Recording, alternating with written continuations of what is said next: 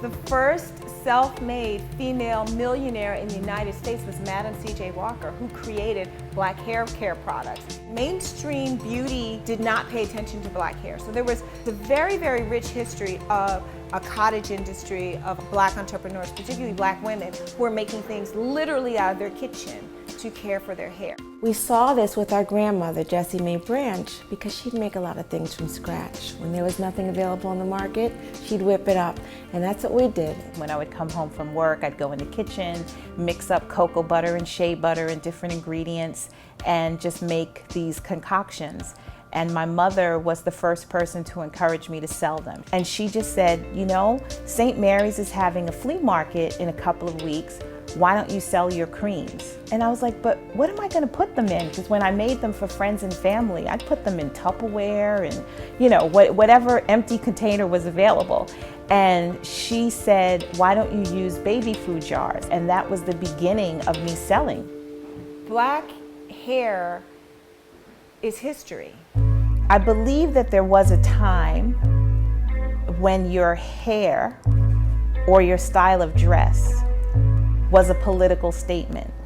Your freedom was associated with how you wore your hair. For many years, we had to emulate in order to just get along. Or I'm going to be the exact opposite of what the norm says I should be and make my statement. And I believe today it is a political statement to just be who you are.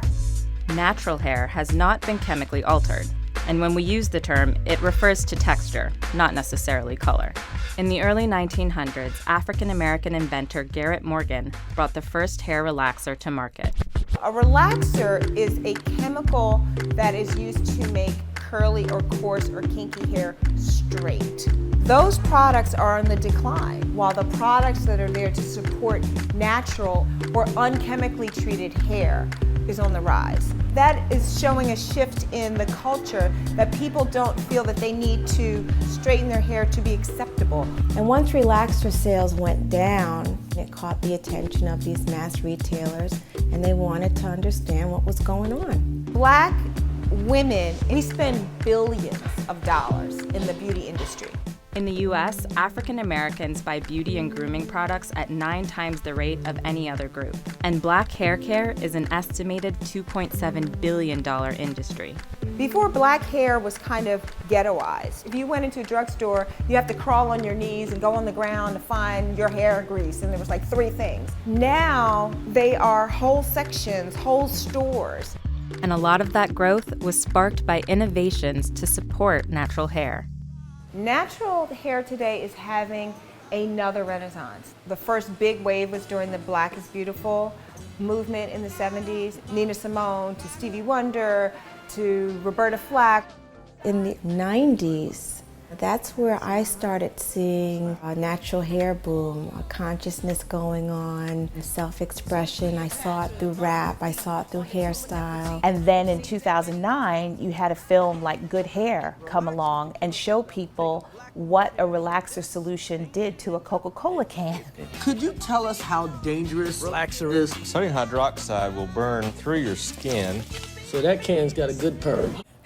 And people were like, wait, I've been putting that on my hair, oh my goodness.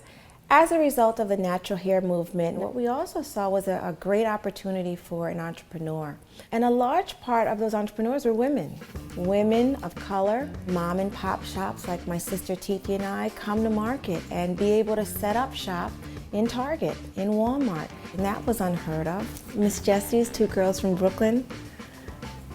That just did not exist before. You couldn't even get a retailer to take a meeting because they didn't even understand that there was a business there. It's pretty wonderful to see how much is available today and how much competition there is. Yes, it's annoying. Hey, you know, I built this, y'all.